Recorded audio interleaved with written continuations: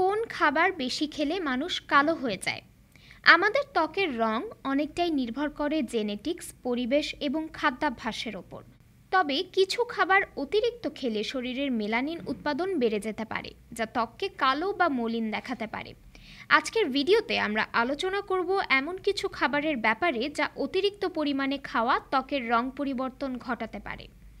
অতিরিক্ত চিনি ও মিষ্টি জাতীয় খাবার। চিনি বা মিষ্টি জাতীয় খাবার অতিরিক্ত খেলে শরীরের ইনসুলিন লেভেল বেড়ে যায়।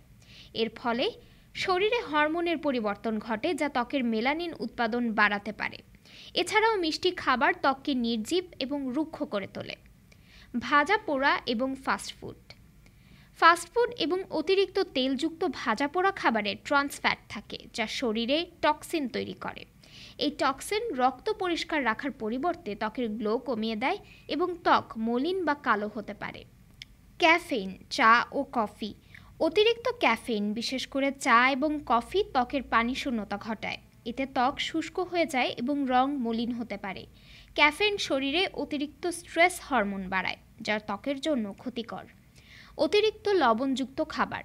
লবণযুক্ত খাবার যেমন চিপস, আচার ইত্যাদি বেশি খেলে শরীরে পানি শূন্যতা ঘটে।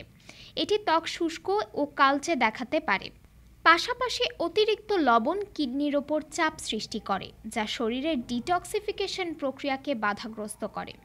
কার্বোনেটেড ড্রিঙ্কস বা সফট ড্রিঙ্কস। সফট ড্রিঙ্কস বা কার্বোনেটেড পানীয়তে থাকা উচ্চমাত্রার চিনি এবং রাসায়নিক পদার্থ ত্বকের উজ্জ্বলতা নষ্ট করে। এই পানীয়গুলো শরীরের ভিটামিন শোষণ ক্ষমতাও কমিয়ে দেয়, যা ত্বককে ফ্যাকাশে ও কালচে করে তোলে। ডিপ প্রক্রিয়াজাত খাবার বা প্রসেসড ফুডস।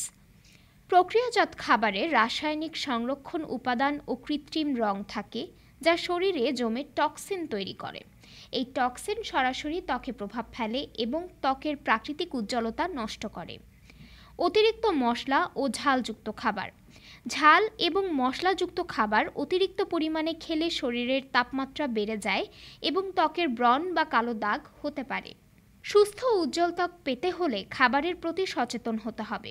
স্বাস্থ্যকর এবং পুষ্টিকর খাবার খাওয়ার চেষ্টা করুন এবং প্রাকৃতিক উপাদান বেশি গ্রহণ করুন।